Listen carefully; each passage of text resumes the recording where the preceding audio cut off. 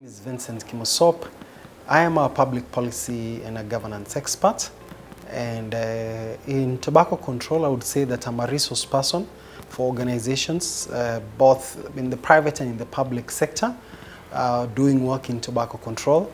So and also on my own right as an individual, I'm a tobacco control advocate. When called upon to talk and educate the members of the public on issues to do with tobacco control, it is something that is dear to me. So I would summarize by saying, as a Kenyan, passionate about the subject, knowledgeable, and also as an available resource to support different causes that then advances tobacco control.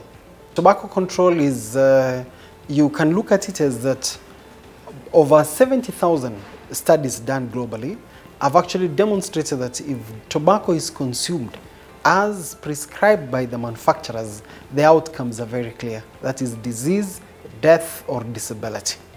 So with the voluminous evidence on the hazardous effects of the exposure and the consumption of tobacco, it was important to regulate them. Now, the tobacco industry is there for business, and they've actually realized that their currency for their business is the nicotine, which is addictive. So with increased regulation, with therefore the need to control and to protect the members of the public, what has happened is that you see the industry innovating and then seeking to stay ahead of the curve by introducing new products that then keep them in business and keep people hooked. So the first thing that it's for you to understand what they are doing, you have to appreciate where they're coming from. Now, interestingly, at times that the industry is ahead of government in terms of regulation and in their business.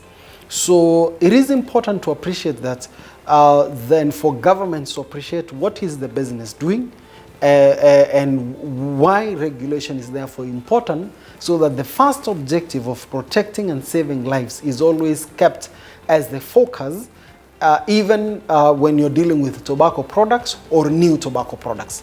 So, so you would actually say that the new tobacco products is just an innovation of the industry to keep them in business profitable, and you use the very things that kept many people from harm. So when you look at it from that perspective, then regulation then therefore becomes very critical for government and for them to have data and research that then informs their interventions and their policies. You know, tobacco control, we should appreciate that tax and price measures are only one of the measures. It's actually the most effective, yes, and the one that you are able to apply it every year through the budget and the fiscal tools that government uses. But there are also other measures that are used towards protecting or reducing consumption of tobacco. Actually, if you look at the FCTC, you realize that it outlines supply side strategies and demand side strategies.